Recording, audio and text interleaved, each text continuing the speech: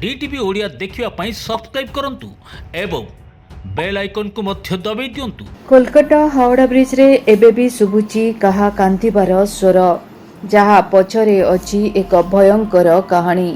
आपण माने जानिछंती कि एहा पछरे कोन रहिछि रहस्य। नमस्कार, डीटीवी ओडिया रो ए स्वतंत्र उपस्थापना को आपण समस्तंकु स्वागत। दर्शक बंधु, हावड़ा ब्रिज एमिते एक ब्रिज जे सेथिरे किछि नटबल नाही। ଏହା କେବଳ ପିଲାର ଝୁଲନ୍ତା ଅବସ୍ଥାରେ ରହିଛି। ଏହି ବ୍ରିଜକୁ ନେଇ ରହିଛି ଅନେକ ଗୁଡ଼ାଏ ରହସ୍ୟ। ଏମିତିକି ଏକ ବ୍ରିଜର ନାଁକୁ ନେଇ ମଧ୍ୟ ରହିଛି ରହସ୍ୟ। ଠିକ୍ ରାତି 12ଟା ହେଲେ ଏହି ବ୍ରିଜକୁ ବନ୍ଦ କରିଦିଆଯାଏ। କୁହାଯାଏ କି ଏହି ବ୍ରିଜ ପାଖରୁ ରାତି ହେଲେ କାହାର ବ୍ୟାକୁଳ କ୍ରନ୍ଦନ ଶବ୍ଦ ଶୁଭେ। ଏହି ବ୍ୟାକୁଳ ଶବ୍ଦ କାହାର ଓ କିଏ କ'ଣ ପାଇଁ ଏମିତି ଚିତ୍କାର କରୁଛି କେହି ବି ଜାଣି ନାହାନ୍ତି। ତେବେ ସେଠିକାର ଲୋକମାନଙ୍କର କହିବା ଅନୁଯାୟୀ ଏହି ଅଦ୍ଭୁତ ଏବଂ ବଡ଼ ବ୍ରିଜ ନିର୍ମାଣ ବେଳେ ଅନେକ ଲୋକଙ୍କର ନର ବଳି ଦିଆଯାଇଥିଲା, ଯାହା ଫଳରେ ରାତି ହେଲେ ସେହି ଅତୃପ୍ତ ଆତ୍ମାମାନେ ଏମିତି ଚିତ୍କାର କରିଥାନ୍ତି। ବାସ୍ତବରେ ଏ କଥା କେତେ ଦୂର ସତ ଆଉ କେତେ ଦୂର ମିଛ ତାହା ଆସନ୍ତୁ ଜାଣିବା। ସତରେ କ'ଣ ଏ ବ୍ରିଜ ମଣିଷର ଶରୀରକୁ ଓ ରକ୍ତ ମାଂସକୁ ନେଇ ତିଆରି ହୋଇଛି? एकथा भी कुहाଯାଏ कि ଏହି ବ୍ରିଜରେ ଏକ ଚାବି ରହିଛି, ଯାହାକି ଆଜି ଯାଏ ଇଂରେଜ ମାନଙ୍କ ପାଖରେ ମହଜୁଦ ରହିଛି।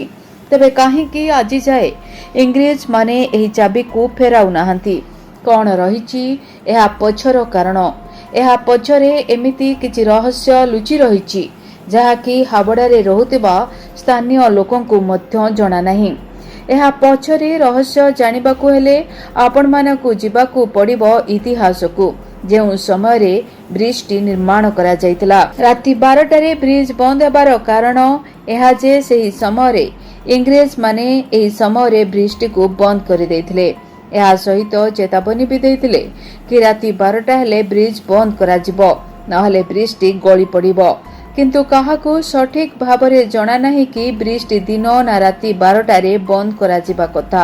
ଏହି ବ୍ରିଜକୁ କିଛି ଏପରି ଭାବରେ ଡିଜାଇନ କରାଯାଇଥିଲା ଯେବେ କୌଣସି ବଡ଼ ଜାହାଜ ଏହି ବ୍ରିଜ ଦେଇ ପାର ହେବାକୁ ଚାହିଁବ, ସେତେବେଳେ ଏହି ବ୍ରିଜକୁ ମଝିରୁ ଖୋଲା ଯାଇପାରିବ, ଆଉ ଜାହାଜ ଯିବା ପରେ ପୁଣି ଏହାକୁ ବନ୍ଦ କରି ଦିଆଯାଇପାରିବ।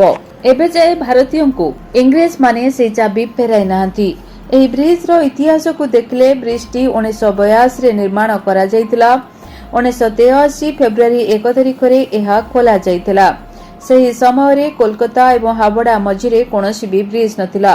ଲୋକଙ୍କର ଗମନାଗମନର ସୁବିଧା ଏଥିପାଇଁ ଏହି ବ୍ରିଜ ନିର୍ମାଣ କରାଯାଇଥିଲା। ତେବେ ଦର୍ଶକ ବନ୍ଧୁ, ଏହି ବ୍ରିଜଟିକୁ ନିର୍ମାଣ କରିଥିଲେ ବ୍ରିଟିଶ ସରକାର। ଏହାର ନାମ ବଦଳାଇ ଦେଲେ ଭାରତ ସରକାର। ଏହାର ଡିଜାଇନ ଏବଂ ସୌନ୍ଦର୍ଯ୍ୟ ପାଇଁ ଭାରତ ସମେତ ସାରା ବିଶ୍ୱରେ ହାବଡ଼ା ବ୍ରିଜ ପ୍ରସିଦ୍ଧ ଅଟେ। ଏହା ହାବଡ଼ାର ହୁଗୁଳି ନଦୀ ଉପରେ ନିର୍ମିତ। କିନ୍ତୁ ହାବଡ଼ା ବ୍ରିଜର ଇତିହାସ ଅତ୍ୟନ୍ତ ରହସ୍ୟମୟ। ହାବଡ଼ା ବ୍ରିଜ ନିର୍ମାଣ କାର୍ଯ୍ୟ ବ୍ରିଟିଶ ସରକାର 1936 ମସିହାରେ ଆରମ୍ଭ କରିଥିଲେ, କିନ୍ତୁ ଏହି ସେତୁ କେବଳ 1942 ମସିହାରେ ଶେଷ ହୋଇଥିଲା। ତଥାପି ବର୍ତ୍ତମାନ ପର୍ଯ୍ୟନ୍ତ ଏହା ସାଧାରଣ ଲୋକଙ୍କ ପାଇଁ ଖୋଲା ନଥିଲା। 1943 ମସିହା ଫେବୃଆରୀ 3 ତାରିଖରେ ସାଧାରଣ ଲୋକଙ୍କ ପାଇଁ ହାବଡ଼ା ବ୍ରିଜ ଖୋଲା ଯାଇଥିଲା। ତେବେ ଆପଣ ଜାଣିଲେ ଆଶ୍ଚର୍ଯ୍ୟ ହେବେ ଯେ ହାବଡ଼ା ବ୍ରିଜ ଆଜି ପର୍ଯ୍ୟନ୍ତ ଉଦ୍ଘାଟିତ ହୋଇନାହିଁ। ଆଜ୍ଞା ହଁ, ଟାଟା ଷ୍ଟିଲ୍ ଏବଂ ବିବିଜେ କନଷ୍ଟ୍ରକ୍ସନ କମ୍ପାନୀକୁ ଦିଆଯାଇଥିଲା ଶ୍ରେୟ। ହାବଡ଼ା ବ୍ରିଜ ନିର୍ମାଣ ପାଇଁ 26,000 ଟନ୍ର ଷ୍ଟିଲ୍ ବ୍ୟବହୃତ ହୋଇଥିଲା। ସେଥିମଧ୍ୟରୁ 23,000 ଟନ୍ ଟିସ୍ମାଲ ଷ୍ଟିଲ୍ ଟାଟା ଷ୍ଟିଲ୍ ଯୋଗାଇଥିଲା।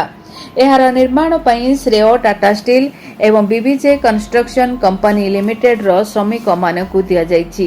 ଯଦିଓ ହାବଡ଼ା ବ୍ରିଜ ନିର୍ମାଣ ସହଜ ନଥିଲା, ତଥାପି ସମସ୍ତ ବାଧାବିଘ୍ନ ସତ୍ତ୍ୱେ ଟାଟା ଷ୍ଟିଲ୍ ଏବଂ ବିବିଜେ କନଷ୍ଟ୍ରକ୍ସନ କମ୍ପାନୀ ଲିମିଟେଡ୍ର କର୍ମଚାରୀମାନେ ନିର୍ମାଣ କାର୍ଯ୍ୟ ଶେଷ କରିଥିଲେ। ଆପଣ ଜାଣିଲେ ଆଶ୍ଚର୍ଯ୍ୟ ହେବେ ଯେ ସମଗ୍ର ହାବଡ଼ା ବ୍ରିଜ ହୁଗୁଳି ନଦୀର ଉଭୟ କୂଳରେ ନିର୍ମିତ ଦୁଇଟି 280 ଫୁଟ ଉଚ୍ଚ ସ୍ତମ୍ଭ ଉପରେ ଅବସ୍ଥିତ। ଦୁଇଟି ସ୍ତମ୍ଭ ମଧ୍ୟରେ ଦୂରତା 1,500 ଫୁଟ ଅଟେ। ଡିସେମ୍ବର 1942ରେ କିଛି ଦୂରରେ ଏକ ବୋମା ପଡ଼ିଥିଲା। ଦ୍ୱିତୀୟ ବିଶ୍ୱଯୁଦ୍ଧ ସମୟରେ ଡିସେମ୍ବର 1942ରେ ହାବଡ଼ା ବ୍ରିଜ ଠାରୁ ଅଳ୍ପ ଦୂରରେ ଏକ ବୋମା ଖସି ପଡ଼ିଥିଲା, କିନ୍ତୁ ସୌଭାଗ୍ୟବଶତଃ ସେତୁଟି ନଷ୍ଟ ହୋଇନଥିଲା। ନୋବେଲ ପୁରସ୍କାର ବିଜେତା ରବୀନ୍ଦ୍ରନାଥ ଟାଗୋରଙ୍କ ପରେ 1965 ମସିହାରେ ଭାରତ ସରକାର ହାବଡ଼ାର ବ୍ରିଜକୁ ରବୀନ୍ଦ୍ର ସେତୁ ନାମରେ ନାମିତ କରିଥିଲେ। ଆଜି ହାବଡ଼ା ବ୍ରିଜ୍ ଦୁନିଆର ସବୁଠୁ ପ୍ରସିଦ୍ଧ ସେତୁ ମଧ୍ୟରେ ଗଣାଯାଏ। ଏହି ସେତୁର ସୌନ୍ଦର୍ଯ୍ୟ ଦେଖିବା ଯୋଗ୍ୟ ଅଟେ। ହାବଡ଼ା ବ୍ରିଜ୍ ନିର୍ମାଣ ହେବାର 80 ବର୍ଷରୁ ଅଧିକ ସମୟ ବିତି ଯାଇଛି, କିନ୍ତୁ ଏହାର ସୌନ୍ଦର୍ଯ୍ୟ ଆଜି ପର୍ଯ୍ୟନ୍ତ ଅକ୍ଷୁଣ୍ଣ ଅଛି। Bureau report, DTV Odia.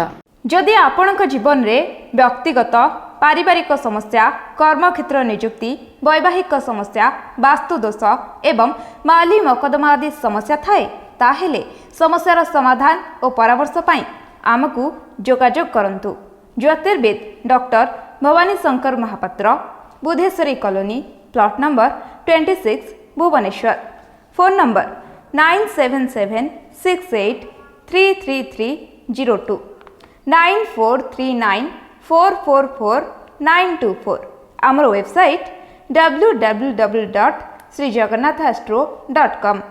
DTV Odia ଦେଖିବା ପାଇଁ ସବସ୍କ୍ରାଇବ୍ କରନ୍ତୁ ଏବଂ ବେଲ୍ ଆଇକନ୍କୁ ମଧ୍ୟ ଦବାଇ ଦିଅନ୍ତୁ।